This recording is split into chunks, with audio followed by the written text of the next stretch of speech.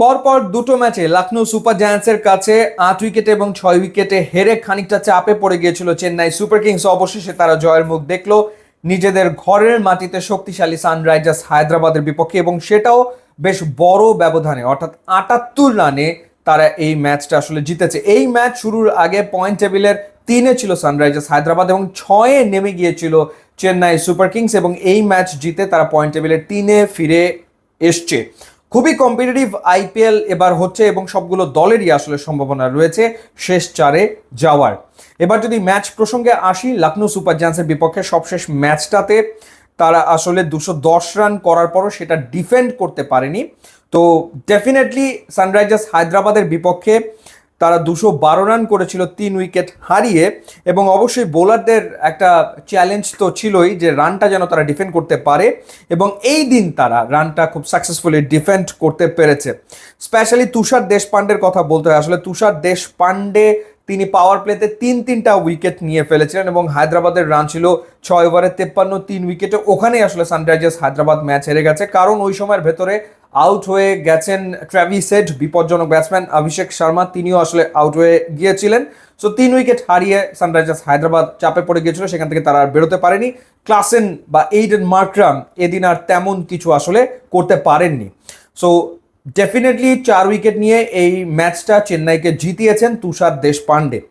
আর একটা কথা ডেফিনেটলি না বললেই নয়, সেটা হচ্ছে চেন্নাই ক্যাপ্টেন ঋতুরাজ গায়কোয়াড়, যিনি ফ্যান্টাস্টিক একটা ইনিংস খেলেছেন। মাত্র 2 রানের জন্য তিনি সেঞ্চুরিটা করতে পারেনি। আগের ম্যাচেই তিনি শতক হাঁকিয়েছিলেন, দল হেরেছিল, কিন্তু এই দিন 98 রান করলেন 54 বলে 10টা 4 এবং 3টা 6, এবং দল জিতেছে। 447 রান এখন পর্যন্ত করেছেন ঋতুরাজ গায়কোয়াড়। তিনি রান তোলাদের তালিকায় 2 নম্বরে রয়েছেন। বিরাট কোহলি 500 রান করে 1-এ রয়েছেন এবং তিনি রয়েছেন 2-এ।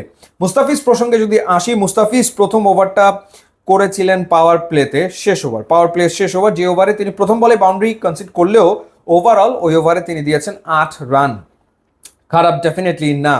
মুস্তাফিজ দ্বিতীয় ওভার করেছেন ইনিংসের 10ম ওভারে এসে, এবং সেই ওভারে তিনি আরও ভালো বল করেছেন, মাত্র 5 রান তিনি আসলে দিয়েছেন। তো এরপরে আমরা দেখলাম যে মুস্তাফিজকে আবারও বোলিংয়ে আনা হয়েছে 19তম ওভারে, এবং 19তম ওভারে এসে মুস্তাফিজ 2টো উইকেট নিতে সক্ষম হলেন।